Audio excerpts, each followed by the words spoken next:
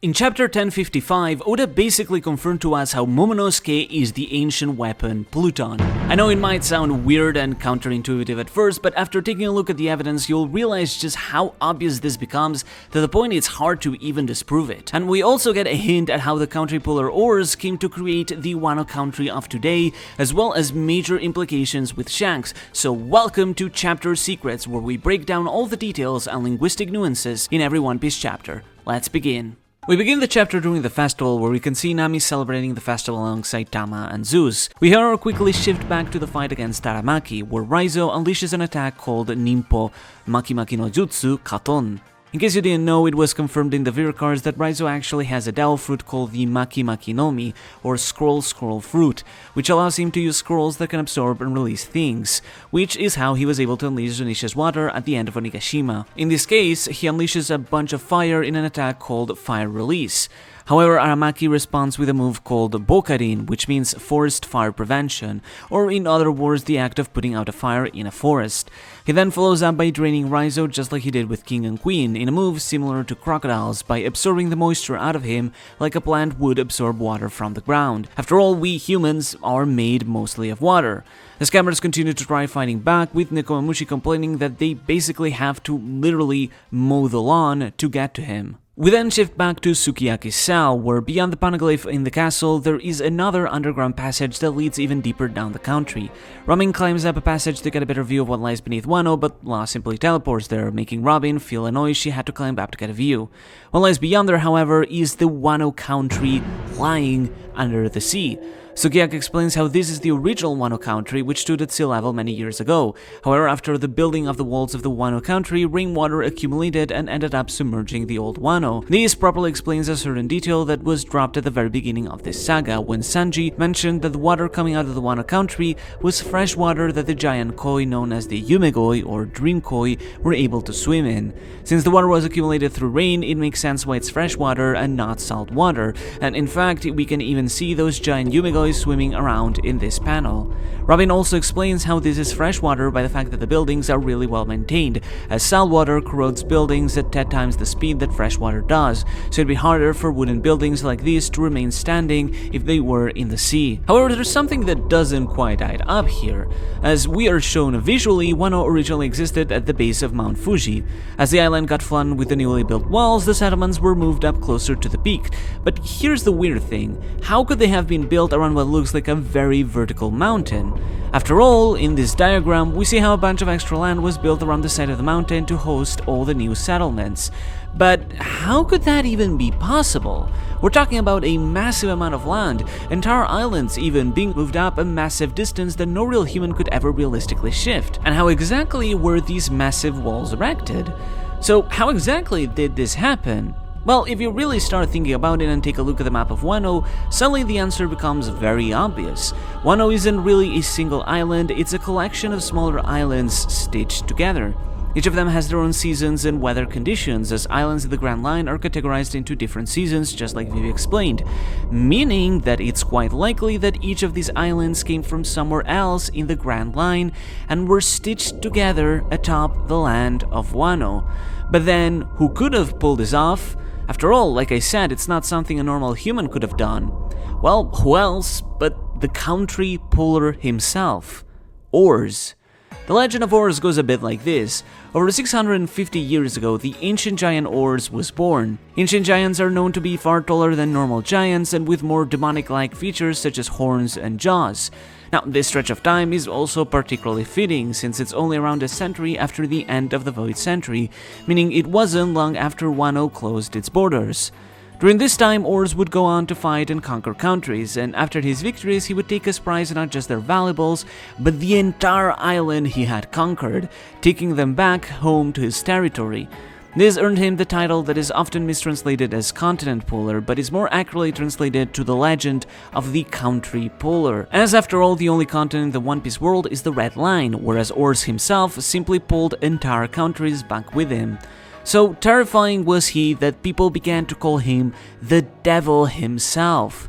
Oars would conjoin all these islands that he stole to form a country of ruffians. Sounds familiar? Because that's pretty much the definition of the Wano Country, a set of islands taken from different places with different climates, all conjoined together to make a new country around an area where there was no land originally. So does that mean that Oars was the one who created the Wano Country? Potentially yes. Oars died when he wandered into the Ice Country 500 years ago and ended up dying to frostbite. Though no person was able to defeat him at the time, it was ultimately nature itself that ended up taking his life at age 159, which for an ancient giant is actually fairly young.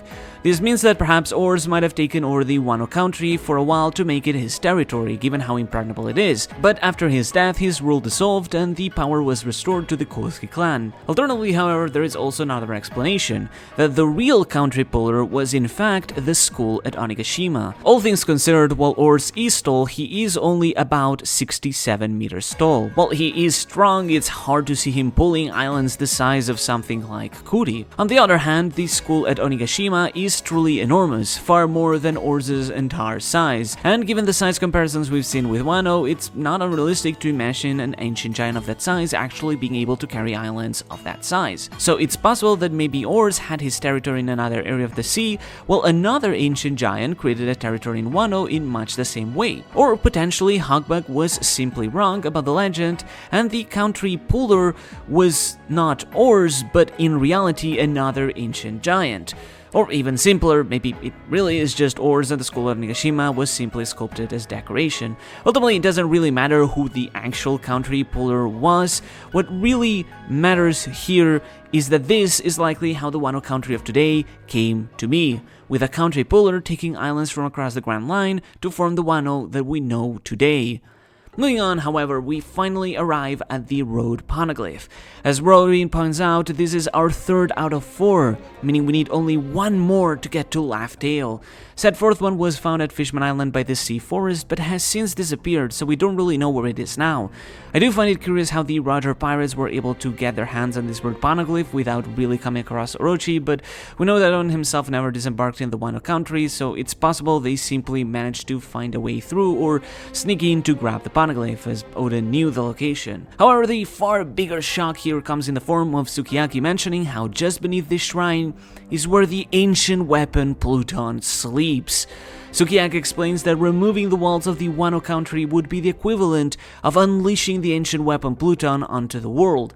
However, Sukiyaki doesn't understand why Oden would want to thus open the country by the time Joyboy arrived, if that would unleash the weapon, indicating that something that Oden learned overseas convinced him that the weapon would have to be unleashed.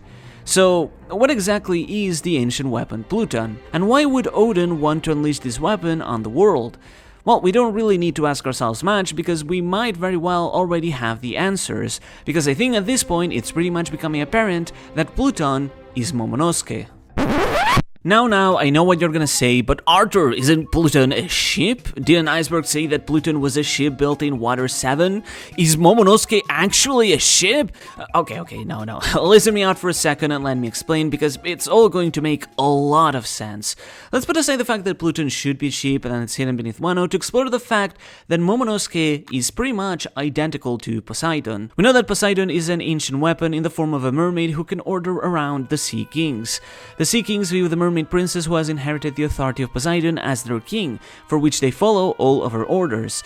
This is done through the voice of all things, and while other people such as Luffy can hear the Sea Kings, they will only obey the orders of their king.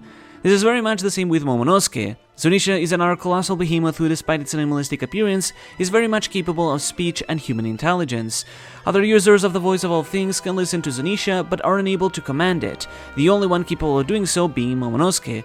Just like the Sea Kings, Zunisha obeys Momonosuke's orders without question. In fact, these orders are so imperative that Zunisha straight up cannot act on its own without them, as the previous holder of Momonosuke's power almost a millennia ago during the Void Century gave Zunisha the order to walk for the next centuries because of the crime it committed. This is very similar again to the Sea Kings, who stand watch at both the Calm Belts and Fishman Island, attacking any ships that could come by, but never harming the island itself or the fishmen on it, a fact that has been very visibly pointed out, despite the island being filled with plenty of people, just like the ships they normally attack. Again, this is likely due to the previous holder of the power of Poseidon asking the Sea Kings to protect Fishman Island, the Fishfolk, and its road poneglyph from the world government, just like Zunisha protects the Mokomo Dukedom, the Minx, and its road poneglyph. Even more important is the fact that both Fishman Island and the Wano Country, but also the Mokomo Dukedom, were all allies of the Great Kingdom, and by extinction likely Joyboi himself, with Shirahoshi and Momonosuke both being part of the royal bloodline of these allies. But it goes a lot further than that, because as Otohime explained, legends say that one day someone, a new Joyboi, would appear and guide Shirahoshi to bring a change to the world for good. In the hands of evil, an ancient weapon seeing the world into darkness, but in the hands of a new Joyboi, they could help bring the dawn of the world. So this means that the ancient weapons, despite being weapons, are likely what is needed to bring the dawn of the world, which is also likely why the government tried to hide their existence for so long. And as you might remember, Yamato made a specific comment about how Momonosuke has to live at all costs, as he is one of those who will help bring the dawn of the world. This already would indicate that Momonosuke is an ancient weapon, but Yamato goes even further and in a later chapter confirms that Momonosuke's ability to speak with Zunisha is the reason why he will be able to bring the dawn of the world. In other words, Momo's control over Zunisha, just like Shirahoshi's control over the Sea Kings, is what will bring the dawn of the world, which practically but confirms that Momonosuke is the same as Shirahoshi, an ancient weapon. But then how does this tie with Pluton? Well, it ties very easily, actually. If you remember just from a few chapters ago, Momonosuke told Zunisha to not open the borders of the Wano Country yet, and Zunisha decided to respect this choice. This dialogue indicates that Zunisha is the one that is needed to open the borders of the Wano Country, which is likely why it showed up there in the first place. Which makes sense, because Zunisha is simply colossal, and we've seen the sheer power of that size, so Zunisha is likely the only thing that could realistically bring down those massive walls of rock, quite literally opening the country. This would give an answer as to where Zunisha has been walking to all this time to get to the Wano Country in order to release one of the weapons. And this could even potentially explain what Zunisha's crime really was. What if Zunisha refused during the Void Century to unleash the ancient weapon in fears it could hurt people, and because of that the dawn of the world could not be brought and the opportunity was missed. So Zunisha was ordered to walk for centuries until it could reach Wano again to finally unleash Pluton again. I'm just speculating here as a couple of things don't add up, but it could be something along those lines. And that kinda explains everything. If the ancient weapon is hidden beneath Wano, then that means that Momonosuke is the only one who can unleash it upon the world. In that way, Momo may very well be the key to unleashing an ancient weapon, which makes him an equivalent to Shirahoshi. Keep in mind, while Shirahoshi is technically Poseidon, the actual weapon part is the Sea Kings, something completely separate.